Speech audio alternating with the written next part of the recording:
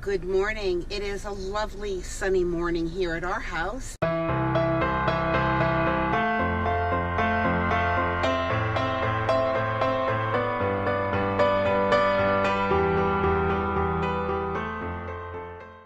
I am on my way to pick up my granddaughter because there is a function at the high school that she wants to go to. So I'm going to pick her up, and then I'm going to scoot over and go to a couple stores because it's time to make laundry detergent.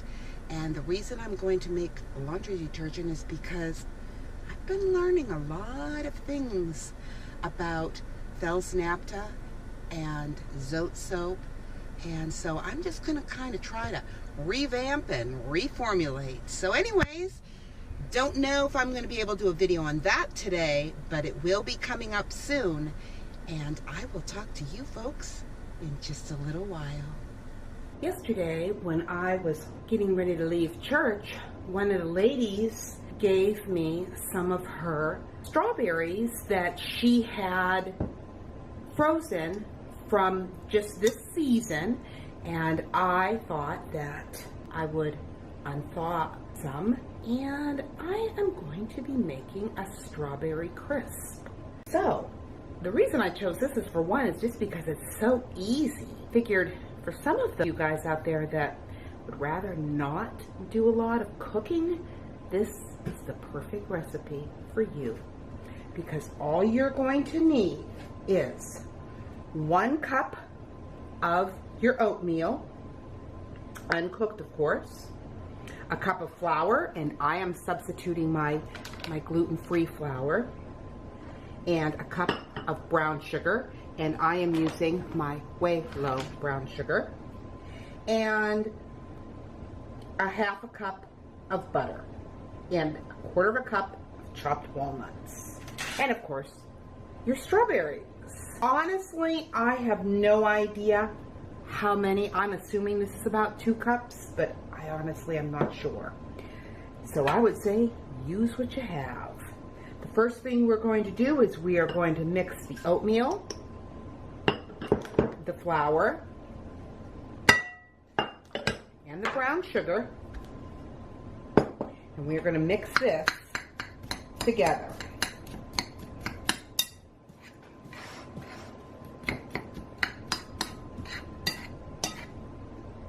Then what we're going to do is we are going to add our chopped walnuts.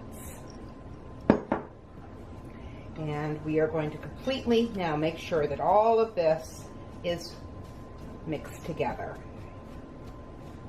So now what we're going to do is we are going to take our butter, and we are going to cut our butter into this mixture. And you will need to have this at least somewhat at room temperature. It will, otherwise you're not going to really be able to cut it in. Mine's going to be a little bit more difficult because it's kind of at that in-between stage where it really could have sat out a little longer. And if you do not have a pastry cutter like this, then just use 2 knives.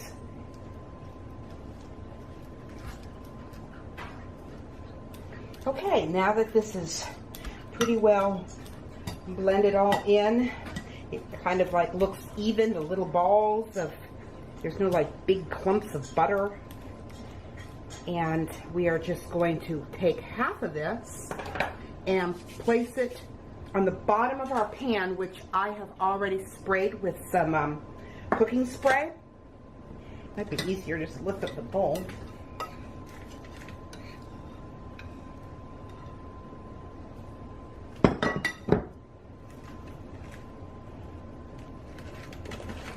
And we are just going to, like this, as you can, hopefully you can see, that you're just going to pat it down a little bit once you smoothed it and made it even in the pan.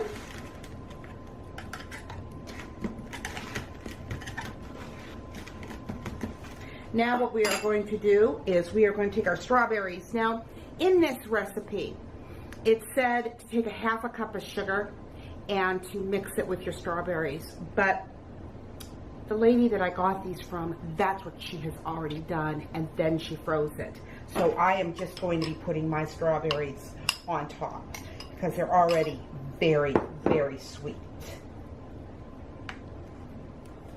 Then we are going to take the rest of our mixture here and we are going to cover these strawberries.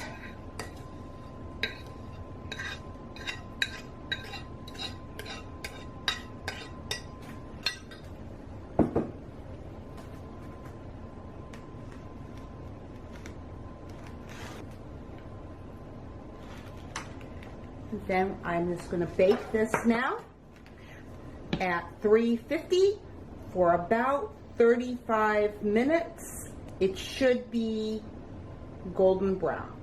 So anyways, we'll see what this looks like when it's all done.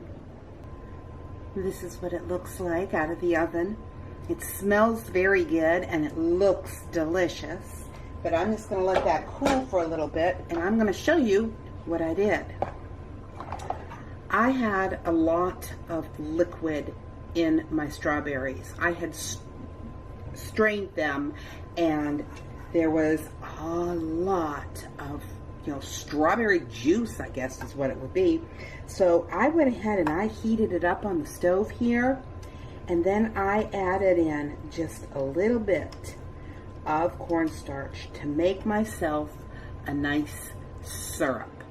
So I am going to, when this is ready, drizzle this over top and let it taste even sweeter. In here I'm just going to drizzle a little bit of that syrup over the strawberry crisp. For today's devotion, I am going to be reading from 1 Kings chapter 10, verse 9. Praise be to the Lord your God, who has delighted in you and placed you on the throne of Israel. Because of the Lord's eternal love for Israel, he has made you king to maintain justice and righteousness. This verse was spoken by the Queen of Sheba in praise of King Solomon. Today, when I was in line waiting to be able to pay for my purchases, I couldn't help but notice all the tabloids and magazines. They displayed all the latest gossip about celebrities and politicians and had all the latest trends and the hottest fashions for the season. We as a society seem to be fascinated with fame and fortune and wealth. It's everywhere, from magazines to reality TV shows, and even the morning news programs are now filled with the latest must-haves. Well, when the Queen of Sheba, much like some of the celebrities we read about, happened to be a woman of wealth and fame and power. And she traveled over 1,000 miles to discuss the meaning of life with King Solomon.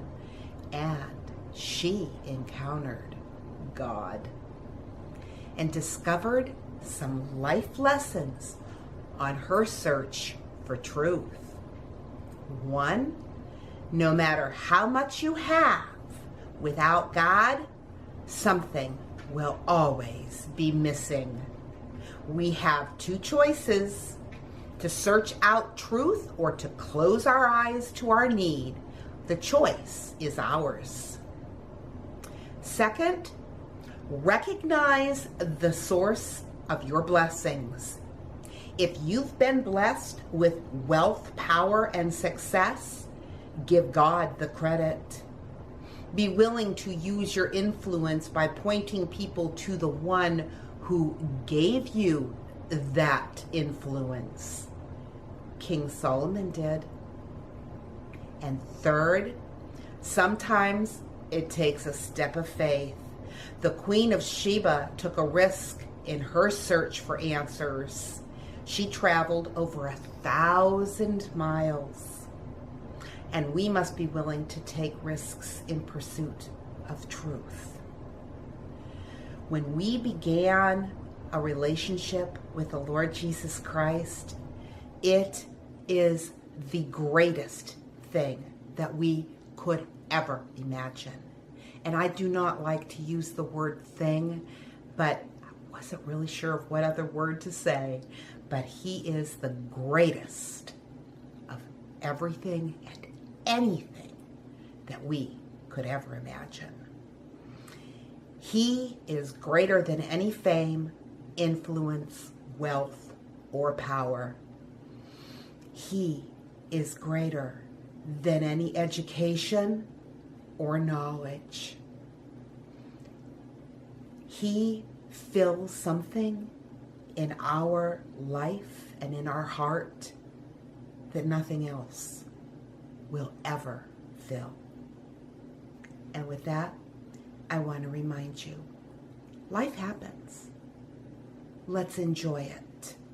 And I encourage you to read the entire 10th chapter of 1 Kings, because it is a very powerful story. God bless, and I'll talk to you tomorrow.